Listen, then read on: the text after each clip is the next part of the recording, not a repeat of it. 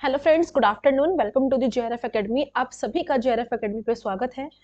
माफ़ी चाहती हूँ, कल आपको मैं क्लास नहीं सेंड कर पाई, रिकॉर्डेड क्लास को मैं अपलोड नहीं कर पाई थी, बट डोंट वरी, आज मैं इस क्लास को अपलोड कर रही हूँ और आज का हमारा टॉपिक है ब्रिक्स।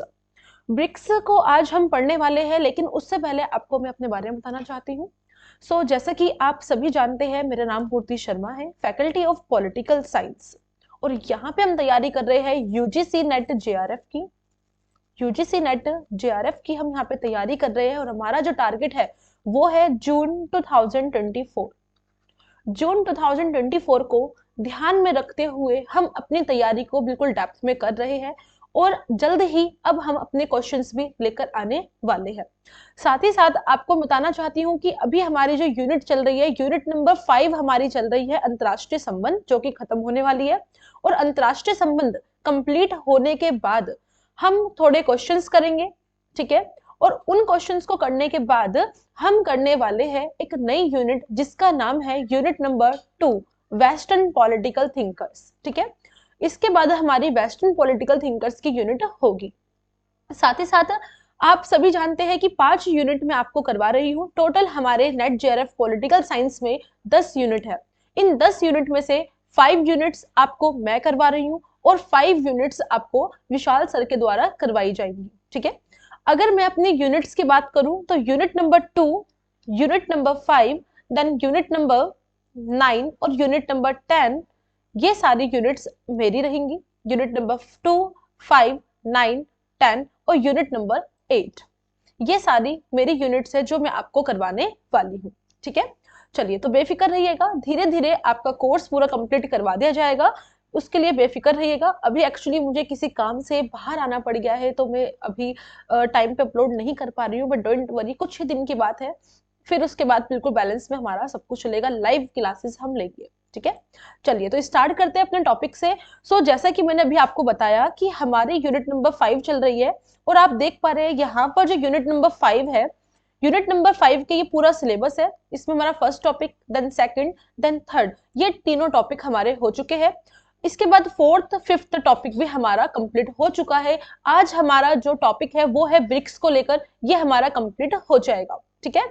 इसके अलावा हम और भी संगठनों को पढ़ेंगे, जैसे कि आप देख पा रहे हैं यूरोपियन यूनियन है, अफ्रीकन यूनियन है, शंघाई है, ये सारे हम पढ़ेंगे। इसके अलावा एक इब्सा और बिम्स्टेक, इसको भी हम पढ़ने वाले हैं।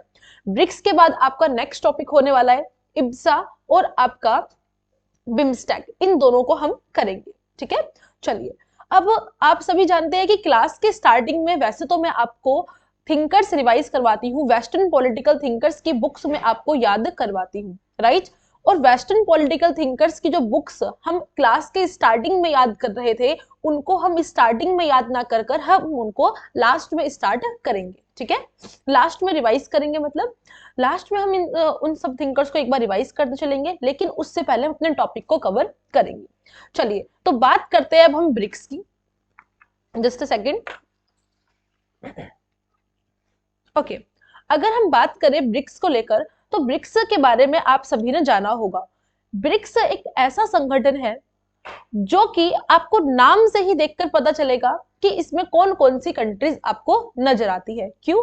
क्योंकि ये जितनी भी कंट्रीज आपके ब्रिक्स संगठन के अंदर शामिल है, ये सारी की सारी कंट्रीज का जो स्टार्टिंग का वर्ड है, उन अल्फाबेट से मिलाकर एक निमोनिक्स के रूप में आपका ब्रिक्स बनाया गया है, ठीक है। जैसे अगर मैं बात करूं बी, तो बी का मतलब है यहाँ पे ब्राजील, आर का मतलब है यहाँ पे रशिया, और आई का मतलब है इंडिया, देन सी का मतलब है चाइना, और एस का मतलब है यहाँ पर साउथ अफ्रीका। तो इस तरीके से हमें पता चलता है कि ब्रिक्स में टोटल 5 कंट्रीज शामिल है, आपका Brazil, Russia, India, China and then South Africa, ठीक है। सबसे पहले मैं आपको अगर ब्रिक्स की थोड़ी सी हिस्ट्री बताऊं, तो ब्रिक्स ये बना कैसे है, एक्चुअल में ये संगठन निकलकर कैसे आया। तो ब्रिक्स की अगर हम बात करें, ब्रिक्स संगठन ये जो आपके कुछ देश है, बेसिकली विकासशील जो देश है, इनसे मिलकर बना एक संगठन है ब्रिक्स। और पहले जब ये बना था तब इसका नाम ब्रिक्स नहीं था। क्या कहा मैंने? पहले इसका नाम ब्रिक्स नहीं था। यहां पर जो आप एस देख रहे हो, यानी कि साउथ अफ्रीका, ये नहीं था, पहले सिर्फ और सिर्फ इसका नाम ब्रिक था। क्या था? ब्रिक था, BRIC, BRIC, सिर्फ ब्रिक इसका नाम था। साउथ अफ्रीका बाद में इसमें ऐड हुआ, तब जाके इसका नाम ब्रिक्स किया गया था। ठीक है, अगर हम ब्रिक्स की बात करें कि ब्रिक्स की जो ये स्थापना है कब हुई, कैसे हुई, क्या रीजन था इसके पीछे, तो सबसे पहले अगर हम बात करें आपके शीत युद्ध के समय की, आप सभी जानते हैं कि जब शीत युद्ध चल रहा था, किसके बीच में, एक तरफ आपका यूएसए था और एक तरफ आपका यूएसएसआर था। ये दो महाशक्तियां नजर आ रही थी शीत युद्ध के अंदर, यानी कि कोल्ड वॉर के अंदर। उसके बाद जब यूएसएसआर का विघटन हो गया, यूएसएसआर टूट गया, तब अकेला पूरे विश्व में एक महाशक्ति निकलकर आई थी जिसका नाम था USA, United state of America. ठीक है, लेकिन उसके बाद आप देखोगे बाद में जब ये देखा गया कि भाई सिर्फ वन पोलर वर्ल्ड बनकर रह गया। क्या बनकर रह गया? One polar world. One polar world यानी कि सिर्फ एक ध्रुवीय शक्ति जब पूरे विश्व में नजर आ रही थी, क्या? यूएसए।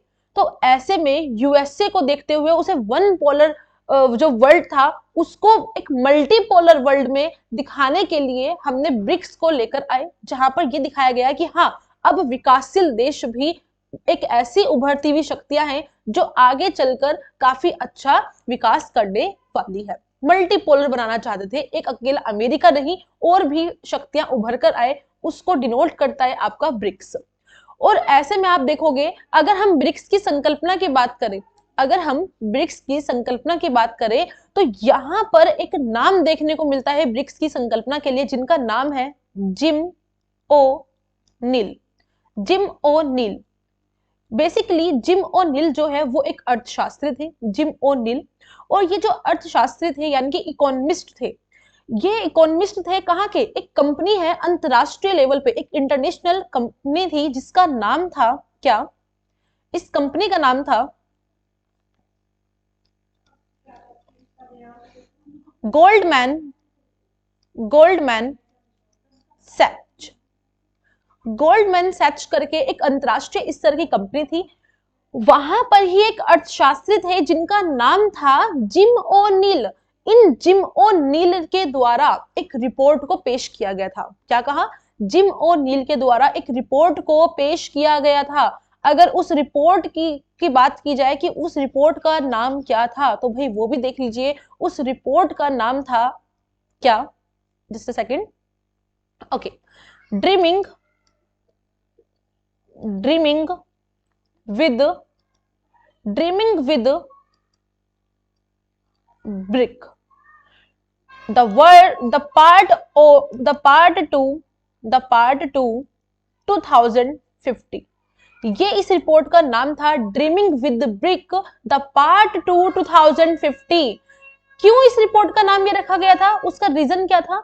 बिकॉज जो आपके ये अर्थशास्त्री थे, इकोनॉमिस्ट थे, जिनका नाम था जिम ओ नील ने कहा था कि भाई ये चारों के चारों देश कौन कौन से? आपका ब्राजील, रशिया, इंडिया और चाइना, ये चारों के चारों देश 2050 तक काफी ही अच्छी तरीके से अपनी अर्थव्यवस्था को बढ़ाएंगे। ये 2050 तक विश्व में ये पूरी 4 बड़ी अर्थव्यवस्थाएं उभर कर आने वाली है। कौन कौन सी? ब्राजील, रशिया, इंडिया और चाइना। तो इसको एक शॉर्ट नेम देने के लिए ब्रिक नाम आया था। ठीक है, तो ये बात आपके कहने वाले कौन थे? ये थे आपके यही अर्थशास्त्री जिनका भी मैंने नाम लिया, जिम ओ नील। ठीक है, तो आई होप आपको समझ आ गई होगी इस ब्रिक की हिस्ट्री। ब्रिक क्या है एक्चुअल में?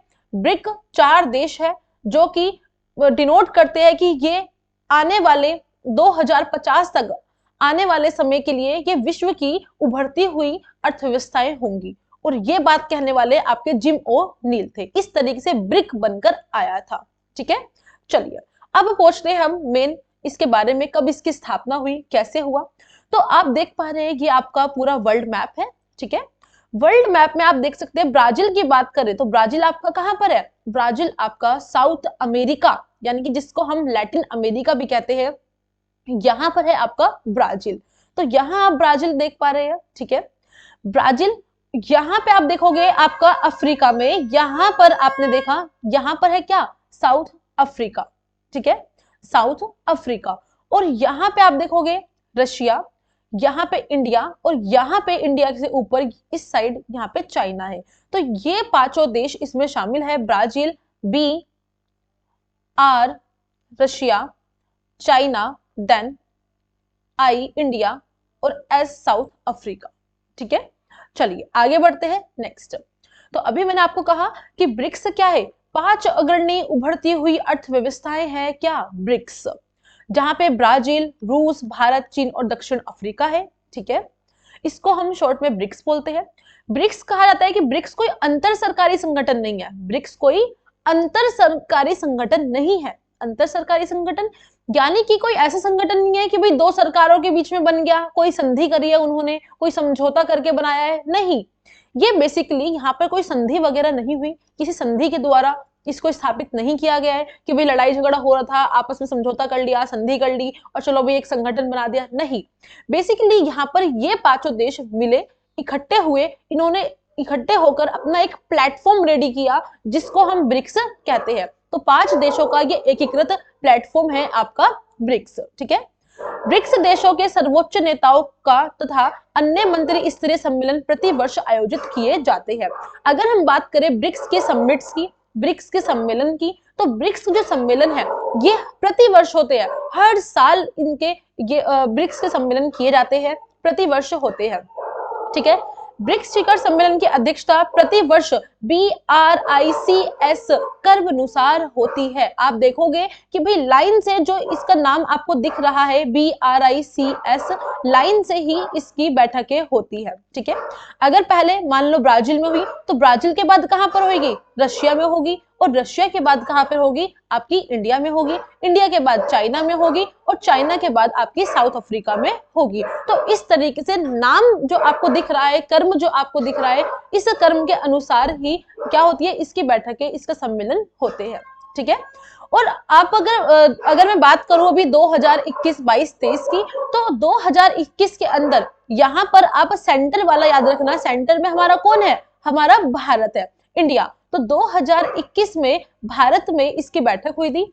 फिर उसके बाद आप बता सकते हैं 2022 में कहां हुई होगी, चाइना में है। 2023 में कहां हुई होगी, सिंपल है, आपका साउथ अफ्रीका के अंदर है, ठीक है। तो 2021 आपको याद रखना है, 2021 इंडिया, फिर उसके बाद चाइना 2022, फिर साउथ अफ्रीका 2023। बहुत सिंपल है, 2021, 22, 23 याद करना, ठीक है। और 2023 तक अगर मैं बात करूं, 2023 तक कितने सम्मेलन ब्रिक्स के हो चुके हैं, तो टोटल 15 सम्मेलन हो चुके हैं। 2023 में ये 15 नंबर का सम्मेलन था, ब्रिक्स की 15 नंबर की एक बैठक थी, समिट थी, ठीक है।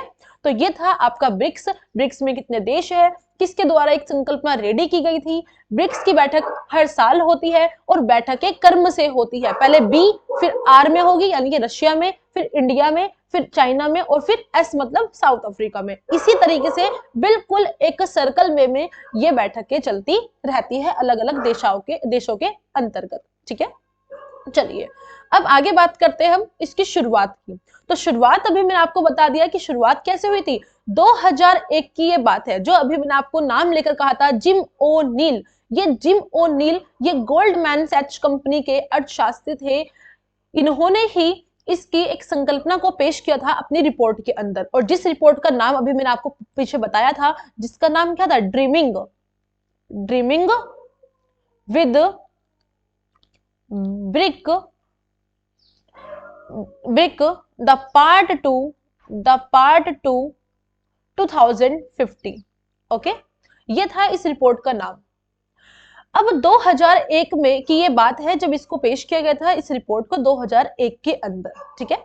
आगे चलकर 2006 की अगर हम बात करें तो 2006 के अंदर 4 देशों ने संयुक्त राष्ट्र महासभा की सामान्य बहस के अंत में विदेश मंत्रियों की वार्षिक बैठकों के साथ नियमित औपचारिक राजनयिक मानवीय समन्वय शुरू हुआ। यानी कि इसकी जो शुरुआत हो रही है वो कब हो रही है, शुरुआत आपकी 2006 से हो रही है, जब आपके यूनाइटेड नेशन की जो महासभा है, जो यूनाइटेड नेशन की जो जनरल असेंबली है, उसके अंदर ही यहाँ पर एक जनरल डिस्कशन हुआ था, ठीक है। उस थ्रू 2006 के अंदर एक इसकी स्थापना की बात की गई थी, तब जाकर इसकी आगे चलकर स्थापना देखी गई थी 2006 के बाद, ठीक है। और 2006 के बाद इसकी स्थापना हुई। एक सेकंड रुकिएगा प्लीज, जस्ट अ सेकंड।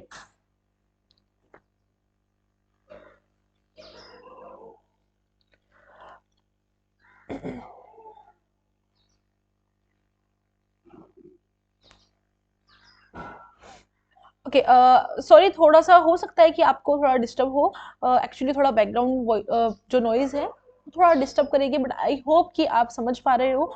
माफी चाहती हूँ, थोड़ा दिक्कतें चल रही है, आई होप आप मैनेज कर लेंगे। ओके, चलिए।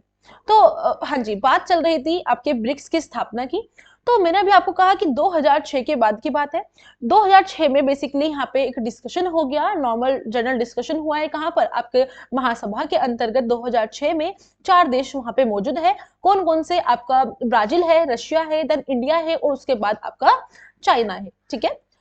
अब 2009 के अंदर अगर हम पहली बार ये ब्रिक्स निकल कर आया प्रॉपर, मतलब इसका गठन हो गया और इसकी पहली बैठक की गई 2009 के अंतर्गत। और 2009 में इस ब्रिक की पहली बैठक हुई थी कहां पर? रूस के अंदर। तो ब्रिक्स की अगर पहली बैठक पूछी जाए तो वो आपकी रूस के अंदर हुई थी, लेकिन ब्रिक्स की बैठक ब्रिक के रूप में हुई थी, यानी कि उस समय साउथ अफ्रीका मौजूद नहीं था, ठीक है। तो 2009 में हुई, रूस के अंदर हुई, और रूस के अंदर कहां पर हुई है? ये हुई है आपके ये के तिरिनबर्ग के अंदर, ठीक है। तो यहां पर एक जो ब्रिक्स की स्थापना की जा रही है वो बेसिकली एक वित्तीय व्यवस्था के लिए की जा रही है, ताकि एक पूरे के पूरे ग्लोबल के अंतर्गत, पूरे विश्व के अंतर्गत हम क्या कर सके? एक फाइनेंशियल सिस्टम को क्रिएट कर सके, उसके अंदर थोड़े से हम सुधार कर सके, उसको रिफॉर्म कर सके। तो इसके लिए आपके ब्रिक्स की स्थापना की जाती है और वैश्विक वित्तीय व्यवस्था में सुधार करने जैसे मुद्दे यहाँ पर उठाए जाते हैं इसकी पहली बैठक के अंतर्गत, ठीक है। अब अगर हम बात करें आखिरकार ये ब्रिक्स कैसे बना था, यानी कि यहाँ पर साउथ अफ्रीका कब ऐड हुआ, तो ये बात है आपके 2010 की, दिसंबर 2010 की बात है, जब दक्षिण अफ्रीका यानी कि साउथ अफ्रीका को ब्रिक के अंदर शामिल होने के लिए हमने इनवाइट किया था। हमने उनको इनवाइट किया था कि आओ हमें हमारे साथ पार्टिसिपेट करो। 2010 में आमंत्रित किया गया था किसको? साउथ अफ्रीका को, ठीक है। और तब से, जब से हमने साउथ अफ्रीका को इनवाइट किया 2010 में, तब से ये ब्रिक्स कहने लग गए थे। लेकिन प्रॉपर तरीके से अगले साल 2010 के अंदर जाकर दक्षिण अफ्रीका फाइनली शामिल हो गया था। 2011 के अंदर दक्षिण अफ्रीका शामिल हो गया, और पहली बार जो दक्षिण अफ्रीका के साथ जो बैठक की गई थी वो की गई थी आपके सामने चीन के अंतर्गत, जो कि ब्रिक्स का तीसरा सम्मेलन था। तो ब्रिक्स का तीसरा सम्मेलन कहां पर हुआ? चीन के अंदर हुआ। चीन के सान्या के अंदर हुआ था 2011 में, जहां दक्षिण अफ्रीका ने इस सम्मेलन में एक एज अ मेंबर के रूप में यहां पर पार्टिसिपेट किया था। तो 2011 साउथ अफ्रीका यहां पर फाइनली आ चुका है। 2010 में हम उसको इनवाइट कर चुके थे, और 2009 में रूस में इसकी पहली बैठक हुई थी, ठीक है। तो ये था आपका ब्रिक्स।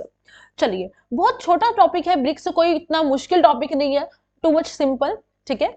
अब हम अगर बात करें इसके उद्देश्य की, तो आखिरकार इसका उद्देश्य क्या है? तो ब्रिक्स का उद्देश्य है कि अधिक से ज्यादा हम क्या करें? एक स्थायी रूप से हम जो विकास करेंगे, क्योंकि आप सभी देख रहे हैं कि ब्रिक्स के अंदर आपकी विकासशील देश है, डेवलपिंग कंट्रीज इसके अंदर शामिल है, राइट। तो ऐसे में ये सारी कंट्रीज बेसिकली जो आपका ब्रिक्स है ये चाहता है कि स्थायी, न्याय संगत और पारस्परिक रूप से एक लाभकारी, एक प्रॉफिट रूप से, एक कहते हैं ना बेनिफिट मिले, ऐसा विकास को बढ़ावा देता है कौन? आपका ब्रिक्स, ठीक है। तो ब्रिक्स का उद्देश्य क्या हुआ? स्थायी, न्याय संगत, पारस्परिक रूप से लाभकारी विकास के लिए समूह के साथ अलग अलग देशों के बीच में सहयोग को व्यापक स्तर पर आगे बढ़ाना है, ताकि इस विकास के लिए हम आपस में सहयोग करके अपने आप को आगे बढ़ा सके। ठीक है, ब्रिक्स द्वारा प्रत्येक सदस्य की आर्थिक स्थिति और विकास को ध्यान में रखा जाता है, ताकि संबंधित देश की आर्थिक ताकत के आधार पर संबंध बनाए जाए। जहां तक संभव हो सके प्रतियोगिता से बचा जाए, मतलब कि जो नेगेटिव जो आपका कंपटीशन होता है, ठीक है, वो चीज ना हो, उससे हम बच सके। बस ध्यान दिया जाए किस पर, आर्थिक स्थिति कैसे है, आपका फाइनेंशियली कंडीशन कैसी है, विकास हो रहा है नहीं हो रहा है, उन सब चीजों के लिए बेसिकली ब्रिक्स आपका तैयार हुआ है। ठीक है, तो आर्थिक उद्देश्य मेन देखा जाता है किसी भी संगठन के अंतर्गत। ओके, चलिए, ब्रिक्स विभिन्न वित्तीय उद्देश्यों के साथ एक नए आशाजनक राजनयिक इकाई के रूप में उभर रहा है, जो वैश्विक वित्तीय संस्थानों में सुधार के मूल उद्देश्य से परे है। यानी कि ये सिर्फ ऐसा नहीं है कि हाँ भाई चलो ठीक है, सिर्फ हम आर्थिक रूप से जुड़े हुए हैं, सिर्फ हम वित्तीय संस्थानों में सुधार करना चाहते हैं, उससे बढ़कर, उससे परे, उससे बढ़कर है क्या आपका ब्रिक्स। कैसे? क्योंकि यहाँ पर ब्रिक्स को इस आशा से देखा जा रहा है, इस उम्मीद से देखा जा रहा है कि कहीं ना कहीं ये क्या करेगा, ये पूरी तरीके से एक आर्थिक के साथ साथ राजनीतिक रूप से भी उभरकर सामने आएगा। ठीक है, तो यहाँ पे राजनीतिक और राजनयिक यानी कि पॉलिटिकल और इकोनॉमिक दोनों यूनिट को मिलाकर देखा जा रहा है, राजनीतिक रूप से भी और राजनयिक यानी कि इकोनॉमिक यानी कि आर्थिक रूप से भी इसको आशा के रूप में देखा जाता है। किसको? आपके ब्रिक्स को। ठीक है, चलिए, अब अगर हम बात करें भाई न्यू डेवलपमेंट बैंक की, हमेशा याद रखना जब भी आप ब्रिक्स को पढ़ते हो तो ब्रिक्स के साथ आपने अगर न्यू डेवलपमेंट बैंक नहीं पढ़ा तो भाई ये तो बड़ा ही गलत होगा, क्योंकि न्यू डेवलपमेंट बैंक जो है वो बेसिकली आपके ब्रिक्स के द्वारा बनाया गया, ब्रिक्स कंट्रीज के द्वारा बनाया गया एक बैंक है, न्यू डेवलपमेंट बैंक, जिसको हम एनडीबी बोलते हैं, न्यू डेवलपमेंट बैंक, एनडीबी। ठीक है, चलिए, तो अगर अब हम बात करें ब्रिक्स के बैंक की, अभी तक मैंने आपको जो ब्रिक्स के बारे में बताया, नॉर्मल चीजें बताई है, कैसे संकल्पना तैयार हुई, ब्रिक बना, ब्रिक्स कैसे बना, कब सम्मेलन हुए, ये सब बातें हम कर चुके हैं, राइट। अब हम बात कर रहे हैं एनडीबी की, ब्रिक्स के बैंक की। ब्रिक्स की कंट्रीज ने ही अपना एक बैंक बनाया है जिसका नाम है एनडीबी। अगर इस बैंक की हम बात करें तो ये बैंक कब निकल कर आया था, तो फाइनली एनडीबी जो आया था वो 2014 के अंतर्गत आया था। ठीक है, लेकिन 2014 में तो बैंक आ गया, और आप सभी जानते हैं कि एकदम से किसी चीज की स्थापना नहीं होती है। अगर 2014 में स्थापना हुई है यानी कि उससे पहले इस पर विचार किया गया होगा। तो जो ये विचार निकल कर आया था एनडीबी का, ये विचार निकल कर आया था 2012 के अंदर, इन 2012 के अंतर्गत। 2012 के अंदर भारत के अंदर इसका सम्मेलन हुआ था, 4th सम्मेलन। कौन सा सम्मेलन? 4th नंबर का सम्मेलन भारत के अंदर हुआ था, नई दिल्ली के अंदर 2012 में। यहां पर ही विकासशील जो देश यहां पर ब्रिक्स में शामिल है, इन्होंने कहा कि हम अपना एक बैंक बनाएंगे जिसका नाम होगा न्यू डेवलपमेंट बैंक। सबने कहा ऐसा क्यों, और न्यू डेवलपमेंट बैंक ही क्यों? क्योंकि न्यू डेवलपमेंट का मतलब क्या है, यानी कि नया नया डेवलपमेंट, नया नया विकास, यानी कि जो देश अभी, जिन देशों की अर्थव्यवस्थाएं नई नई उभर रही है, जो देश अभी नया नया विकास कर रहे हैं, उन देशों को उनके विकास के लिए, विकास से संबंधित, डेवलपमेंट से रिलेटेड जो भी परियोजनाएं लाई जाती है, जो भी कार्यक्रम लाए जाते हैं, उसमें पैसा लगाने के लिए, उनको फाइनेंशियली हेल्प करने के लिए बैंक बनाया गया, जिसका नाम रखा गया था न्यू डेवलपमेंट बैंक। यानी कि नए नए डेवलप जो देश हो रहे हैं उनको ये बैंक फाइनेंशियली सपोर्ट करेगा। ठीक है, सतत विकास की परियोजनाओं के लिए हेल्प करेगा। ठीक है, एक ऐसा विकास जहां पे सबको मद्देनजर रखा जाए और एक बिना किसी और को नुकसान पहुंचाए विकास किया जा सके। ठीक है, तो 2012 में विचार निकल कर आया 4थे शिखर सम्मेलन के अंदर, 4th जो एक बैठक हुई थी, समिट हुई थी, उसके अंदर। ठीक है, और 2014 के अंदर फाइनली इस पर सिग्नेचर हो गए थे, और 2014 में ये अस्तित्व में आ गया था आपका एनडीबी। ओके, चलिए, अब एनडीबी की अगर हम बात करें,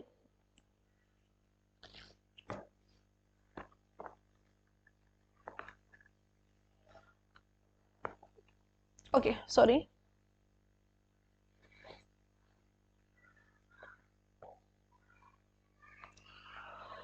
ओके अब देखिए, अगर हम बात करें एनडीबी की, तो एनडीबी का अगर हम मुख्यालय की बात करें कि आखिरकार इसका हेडक्वार्टर यानी कि इसका मुख्यालय कहां पर है, तो इसका मुख्यालय आप देखोगे ये है आपका शंघाई के अंदर, चीन शंघाई के अंदर इसका मुख्यालय है एनडीबी का। ठीक है, चलिए आगे बढ़ते हैं नेक्स्ट।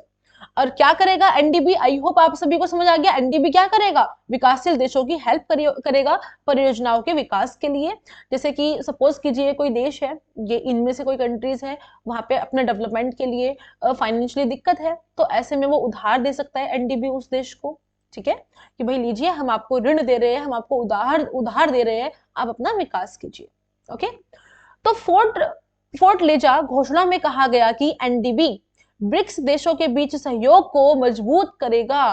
फोर्ट लेजा जो घोषणा हुई थी, इसके अंतर्गत क्या कहा गया कि भाई ब्रिक्स क्या, जो एनडीबी है, एनडीबी क्या करेगा, जितने भी ब्रिक्स देश है उन ब्रिक्स देशों को सहयोग करेगा, उन्हें मजबूत करेगा और उनका विकास में हेल्प करेगा, और विकास के लिए उनके कहीं ना कहीं एक फाइनेंशियली सपोर्ट उनको देगा। ठीक है, ताकि एक संतुलित विकास हो सके, एक बैलेंस फॉर्म में डेवलपमेंट किया जा सके।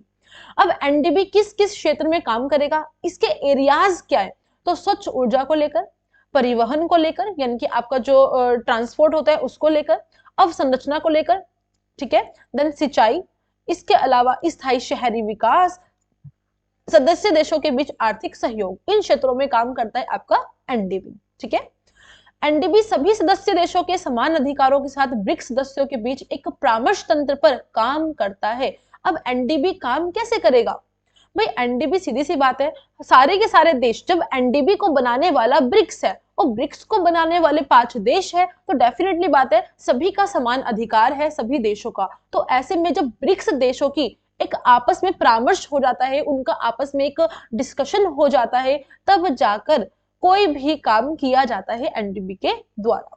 ठीक है, और ऐसे में एनडीबी का मुख्यालय भी मैंने आपको कहा कहां पे, शंघाई चीन के अंदर इसका मुख्यालय स्थापित है।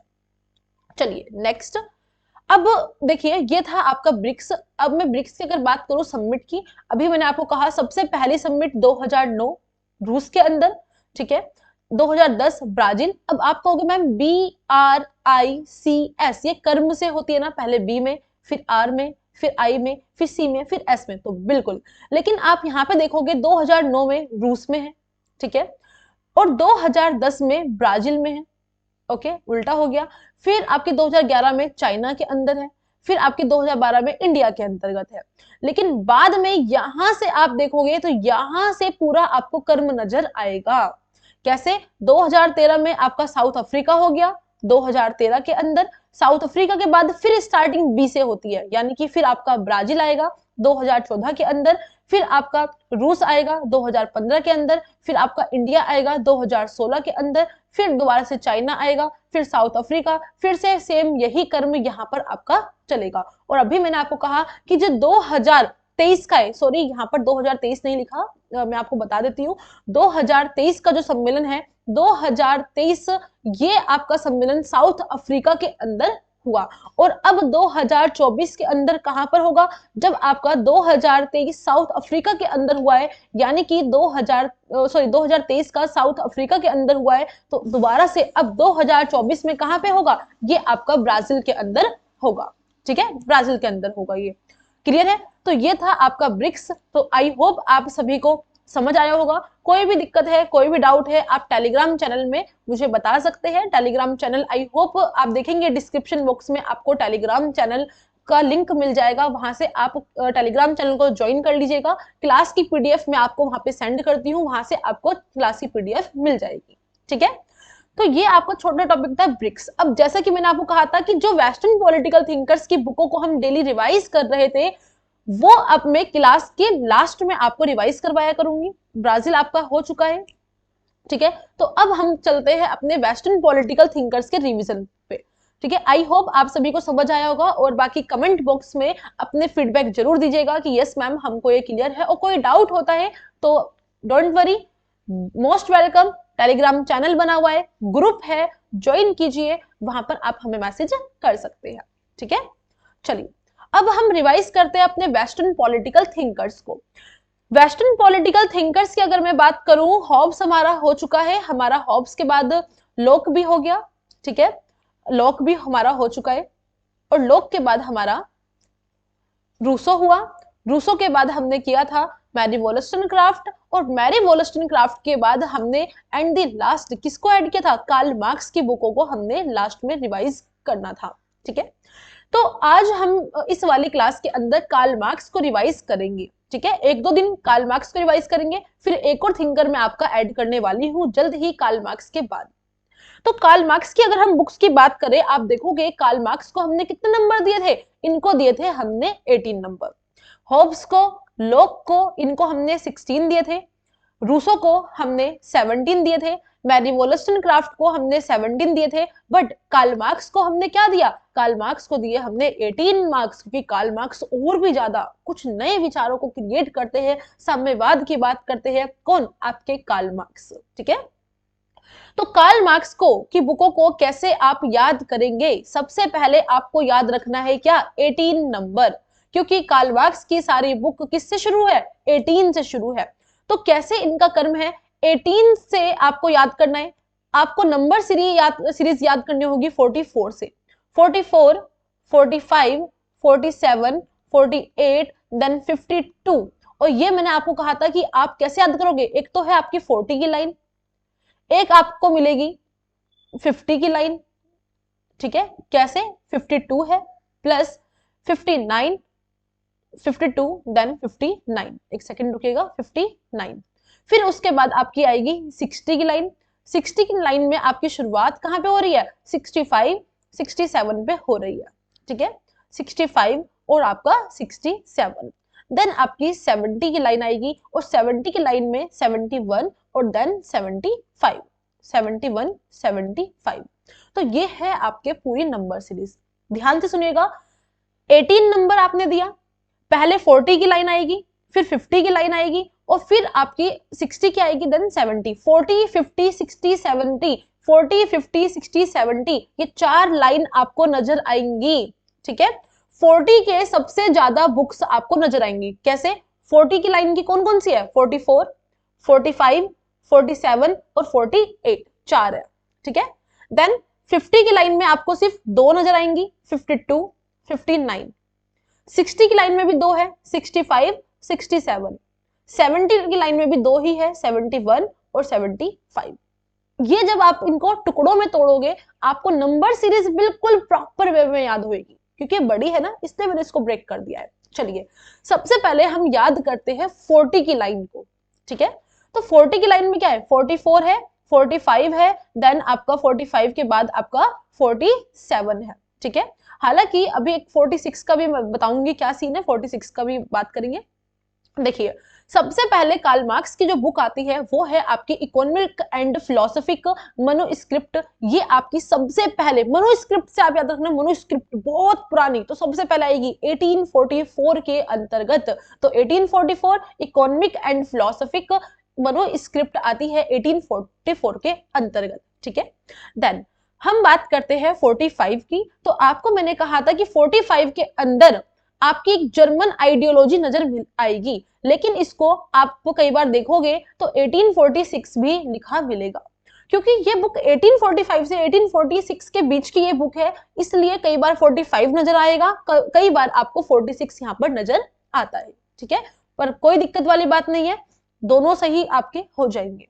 ओके, अब जो आपकी द जर्मन आइडियोलॉजी है 1845 या 1846 की बुक, ये बुक के अंदर जो फर्स्ट चैप्टर है, उस जो पहला अध्याय है, उसकी शुरुआत होती है किससे, थीसिस ऑन फ्यूरबक, इससे शुरुआत होती है। तो कई बार ये सेपरेटली भी पूछा जाता है, ये बेसिकली एक आर्टिकल है इस बुक के अंदर, द जर्मन आइडियोलॉजी के अंदर। ठीक है, तो 1844 आपकी कौन सी है, मनोस्क्रिप्ट, 1845-46 जर्मन आइडियोलॉजी, और इसके अलावा 1845 में आपकी कौन सी आती है, द होले फैमिली आती है 1845 के अंतर्गत, ठीक है। देन अब आ जाइए 47 पे। 47 पे आपकी आती है poverty of philosophic, poverty of philosophic, और फिर उसके बाद आपकी है आती है 48 की आपकी कम्युनिस्ट मैनिफेस्टो। तो 44 आपकी मनुस्क्रिप्ट वाली, 45 द जर्मन आइडियोलॉजी वाली, 45 थीसिस ऑफ फ्यूबक वाली, और द होले फैमिली 45, और 47 के अंदर आपकी क्या आएगी, 47 के अंदर द पॉवर्टी, और आपकी 48 के अंदर आएगी कम्युनिस्ट मैनिफेस्टो, ठीक है। तो ये हो गई आपकी 40 की लाइन। ऐसे भी आप याद कर सकते हैं, पहले एक एक 40 की लाइन को अच्छे से याद कीजिए, फिर 50 को, देन 60, देन 70। चलिए अब हम बात करते हैं किसकी, 50 की लाइन की। अब 50 की लाइन में सिर्फ और सिर्फ दो ही बुक आपको नजर आएंगी, एक 52 है और एक 59 है। तो ऐसे कितना सिंपल लग रहा है, बहुत छोटा सा लग रहा है कि 52 और 59 की हमें याद करनी है, 1852 और 1859। तो 1852 के अंदर कौन सी आती है, 18th आपका बुरमायर ऑफ लुइस बोनापार्ट आती है 1852 के अंदर आपकी लुइस बोनापार्ट की, ठीक है। लुइस बोनापार्ट की आपकी 1852 की बुक है, ठीक है। देन अब हम बात करते हैं 1859 में कौन सी बुक आती है। तो 1859 में आपकी पॉलिटिकल इकोनॉमिक की बुक आती है 1859, ठीक है। देन अब आ जाइए हम 60 की लाइन पे। 60 की लाइन में अगर हम आए तो 60 की लाइन में भी आपको सिर्फ दो ही बुक नजर आएंगी, एक 65 और एक आपको नजर आएगी 67 की। 65 के अंदर 1865 के अंदर बुक आती है वैल्यू प्राइस एंड प्रॉफिट, क्या, value price and profit 1865। Then उसके बाद 1867 में कैपिटल वाली बुक आती है, कौन सी, दास कैपिटल, ओके 1867 के अंदर। तो आपको 65 67 इस तरीके से याद करिए कि यहाँ पर वैल्यू प्राइस और प्रॉफिट है और यहाँ पर क्या है, यहाँ पे आपका कैपिटल है, दास कैपिटल। सिंपल, 60 की लाइन आपको याद हो गई। अब याद कीजिए 70 की लाइन। 70 की लाइन में क्या आ रहा है, 71 और 75। 71 की अगर मैं बात करूं, यहाँ पर कौन सी है, the civil war in France, the civil war in France in 1871। Then 75 के अंदर क्या है, आपका critique of the Gotha programme 1875 last में ये बुक आती है, ठीक है। तो अब जिसको जैसे कंफर्टेबल लगता है, अगर आपको कंफर्टेबल लगता है बिल्कुल लाइन से 44, 45, 47, 48, 52, 59, फिर 65, 67, 71, 75, अगर कोई डायरेक्ट ऐसे याद कर सकता है तो ऐसे कीजिए। अगर ऐसे नहीं होता तो किसी को 40, 50, 60, 70 की लाइन बना के याद हो रहा है कि 40 की लाइन 44, 45, 47, 48, ठीक है। अब 50 की लाइन 52, 59, 60 की लाइन 65, 67, 70 की लाइन 71, 75, सिंपल, ऐसे भी आप याद कर सकते हैं। और अगर किसी को ऐसे भी याद नहीं हो रहा तो आपको मैंने कुछ ईयर्स अलग सेपरेट याद करने के लिए कहे थे, 6 बुक के लगभग। कौन कौन सी, एक तो मैंने आपको कहा था 1845, एक सेकंड रुकिए, अगर आपको इन दोनों तरीके से भी ये सीरीज याद नहीं होती है तो आप एक तरीका और आजमा सकते हैं, कुछ बुक्स के ईयर्स याद करके। कौन कौन से, 1845 प्लस 1845 के बाद आपका 1847, 1847, ठीक है, और 1847 के बाद 1859, 1859 के बाद 1865, देन 1867 और उसके बाद 1871। ये 6 ईयर्स मैंने आपको कहा था, आप अगर इनके याद कर सकते हो तो ये याद कर लीजिए। अगर आप 45, 47, 59 और 65, 67, 71 ये सीरीज याद कर सकते हैं तो कर लीजिए। क्यों, क्योंकि इसकी बुक मैंने कहानी के फॉर्म में बताई थी। कैसे कि एक कार्ल मार्क्स है, एक लड़का है कार्ल मार्क्स, अब वो चाहते हैं, वो क्या करे, वो चाहते हैं कि वो अपने यहाँ पर क्या करेंगे, अपने यहाँ पर वो अपनी फैमिली के अंदर एक होली को सेलिब्रेट करे। किसको, होली को सेलिब्रेट करे अपनी फैमिली के अंदर। तो होली को आप होले फैमिली कर सकते हैं, ठीक है। फैमिली में होली का त्योहार आया, उसको मनाना चाहते हैं, लेकिन फैमिली में क्या है, पॉवर्टी है। क्या है, फैमिली में है पॉवर्टी, और पॉवर्टी होने की वजह से एक गरीब का ध्यान जाता है एक देश की इकोनॉमिक पर, अर्थव्यवस्था पर, एक या फिर कह लीजिए पॉलिटिकल इकोनॉमिक पर ध्यान जाता है, पॉलिटिकल इकोनॉमी, ठीक है। और फिर पॉलिटिकल इकोनॉमी पे ध्यान जाने के बाद फिर वो अपने आप को देखता है, पैसा हर चीज नजर आती है उसे नजर आने लगती है कि भाई अब मैं गरीब हूं, और गरीब होकर पॉलिटिकल इकोनॉमिक देखा, अरे भाई अर्थव्यवस्था ही चल रही है, ठीक है, हमें तो कुछ नहीं मिल रहा, हम तो गरीब है, लेकिन गरीब होकर उनको हर एक चीज का वैल्यू, प्राइस, ये सब पता चल जाता है। जब तक पैसा था तब तक तो बस गए अपना, चलो भाई सामान लिया, बिल पूछा और पेमेंट कर दिया, कितने का है कितना का नहीं कुछ नहीं पता। लेकिन बाद में वैल्यू नजर आ जाती है जब पैसा नहीं होता, वैल्यू, प्राइस और प्रॉफिट किसमें है किसमें नहीं है, फिर उस चीज को इंसान देखने लगता है, बड़े ध्यान से खर्चा करने लगता है ना। तो होली मनाना चाहते हैं लेकिन पॉवर्टी है, अब पॉवर्टी की वजह से एक इंसान का ध्यान जाता है इकोनॉमिक पर, तो पॉलिटिकल इकोनॉमिक पर ध्यान गया, और अब उस गरीब इंसान को पता चल रहा है कि हाँ भाई वैल्यू, प्राइस, प्रॉफिट क्या है, सब पे ध्यान दिया जा रहा है, और अब उसको चाहिए वैल्यू, प्राइस, प्रॉफिट। जब वो देख रहा है अब उसको चाहिए पैसा। क्या चाहिए? पैसा चाहिए। अब पैसा कहां से आएगा? तो भाई पैसा चाहिए, यानी कि पूंजी चाहिए। क्या चाहिए? पूंजी। और पूंजी को हम कह सकते हैं कैपिटल। क्या कह सकते हैं? कैपिटल। तो भाई कैपिटल यानी कि दास कैपिटल, ठीक है। कैपिटल किसको बोलते हैं? पूंजी को बोलते हैं ना।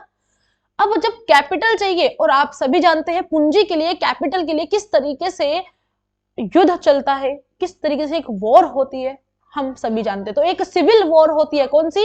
एक सिविल वॉर होती है। तो सिविल वॉर इन फ्रांस आप याद रख सकते हैं, ठीक है। तो इस कहानी के फॉर्म में आप कहानी तो याद कर लेंगे, लेकिन ये आपको सीरीज थोड़ी याद करनी पड़ेगी, ठीक है। तो ये थी आपकी आज की बुक्स और आपका टॉपिक, ये हो गया आपका टॉपिक कंप्लीट। बताइएगा अपने आंसर कमेंट बॉक्स में, अपना फीडबैक जरूर दीजिएगा आपको कैसा लगा। तो ब्रिक्स हमारा टॉपिक आज कंप्लीट हो चुका है। अब हम नेक्स्ट क्लास जो आपको मिलेगी, वो क्लास आपको मिलेगी किस पर? इब्सा और बिम्स्टैक, इन दो संगठनों पर एक छोटी क्लास में आपके सामने लेकर आने वाली हूं जल्द ही, ठीक है। तो फिर मिलते हैं। अभी तक के लिए धन्यवाद, थैंक यू सो मच। आप सभी का धन्यवाद मेरे साथ बने रहने के लिए, शुक्रिया। और साथ ही साथ भाई क्लास को लाइक करना ना भूले, लाइक जरूर करें, शेयर करें ज्यादा से ज्यादा, ताकि फ्री ऑफ कॉस्ट जो आपका ये कोर्स चल रहा है, UGC NET exam political science with question in depth, हर एक चीज जो करवाई जा रही है उसका फायदा हर किसी को मिल सके, ठीक है। So like, share and subscribe, और फीडबैक देना बिल्कुल ना भूले। और जिसने अभी तक टेलीग्राम चैनल पर ज्वाइन नहीं किया है, मेक श्योर कि आप सभी टेलीग्राम चैनल को ज्वाइन कर लीजिए। डिस्क्रिप्शन बॉक्स में आपको टेलीग्राम चैनल का लिंक प्रोवाइड होता है, साथ ही साथ एक पूरी प्लेलिस्ट आपको मिल जाएगी। चलिए, तो यहां तक के लिए बाय बाय, टेक केयर।